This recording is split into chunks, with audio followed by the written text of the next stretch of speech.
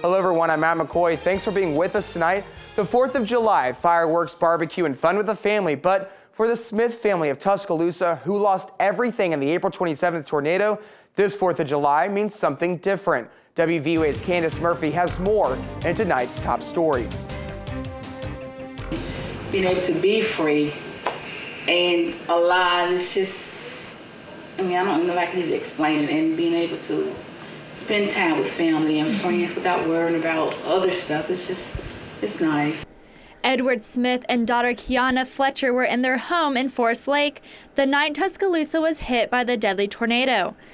We just grabbed it and ran to the back and threw it on the floor. It sounded like about 8 freight trains coming, house shaking, one was breaking. Ugh, real traumatic thing going on.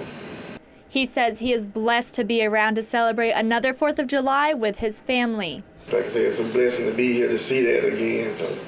Couldn't have been here. It was the grace of God that we made it through to see family again.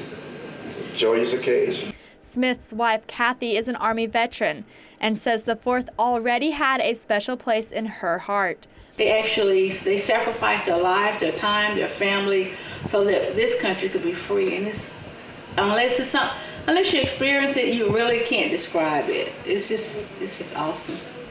But after the tornado, Smith says she has learned to appreciate every day like it was her last. It has given me a new sense of family, and a lot of times we take things and people for granted, but my husband and my daughter could easily been wiped away. What is important is God and family. That's what important. Just to be able to have all of my family together, it's beyond being blessed. The Smiths plan to celebrate Independence Day with their family in Moundville. Reporting in Tuscaloosa, Candace Murphy, WVUA News. The Smiths plan to rebuild and have everything and move back into their original neighborhood. In the aftermath of the April 27th storms, people across Alabama are having stories of amazing loss, survival, and resilience.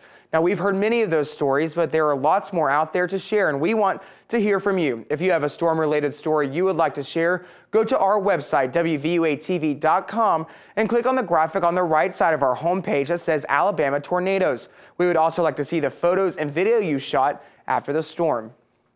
Fireworks are a big attraction to many this time of year, but while you set them off to celebrate, there are some safety tips to look for to help prevent fires. WVUA's Sarah Chovnick shows you how.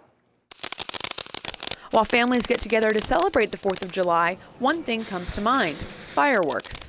But with the recent dry conditions and no burn orders in Alabama, there are some things you should look out for.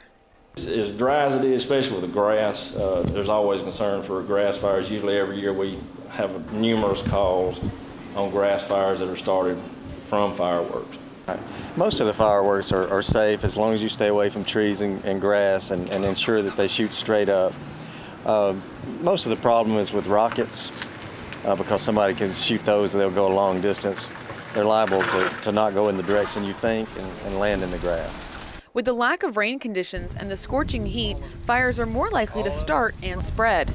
And firefighters have some tips to help you keep them out of this holiday season.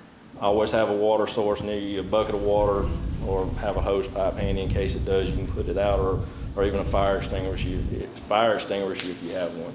But the risk of fire doesn't have to stop you from celebrating. DOT ensures that fireworks are perfectly safe in areas they are permitted, but if you are still nervous about lighting one up, there are alternatives. A great example of something that you don't have to light. This is a grenade with a string. You pull the string and it does smoke, so it doesn't light at all. There are a lot of fireworks in that category. So while you are out this holiday season, officials want to encourage all to remember to put your safety first. In Northport, Sarah Chovnick, WVUA News. Now, fireworks are not permitted inside the city limits of Tuscaloosa, and firefighters remind people to stay at least 600 feet away from any permanent structure while setting them off.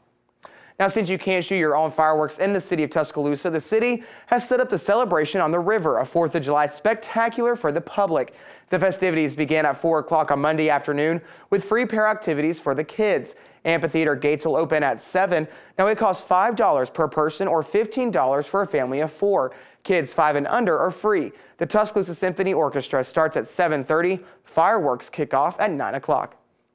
One man was sent to the hospital today after his car flipped during an accident. According to the Tuscaloosa Police Department, it happened around 8 o'clock this evening. Police say the driver may have lost control while driving eastbound on McFarland Boulevard.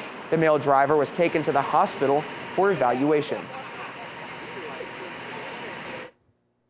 As the holiday weekend heats up, so does the traffic. Auto specialists say the most typical error you can make during road trips is ignoring warning signals on your instrument panel. Things like check engine or low oil can seem insignificant, but can be very dangerous, so see a mechanic before a long trip. Also, if your temperature gauge goes above half for any reason, it means something is wrong. With these hot temperatures, you might reach for the water or the antifreeze to cool an engine, but be careful when you do.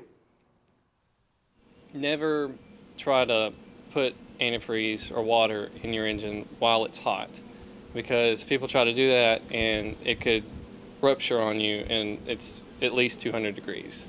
So yeah, wait and let it cool off completely if you do have that situation happen to you.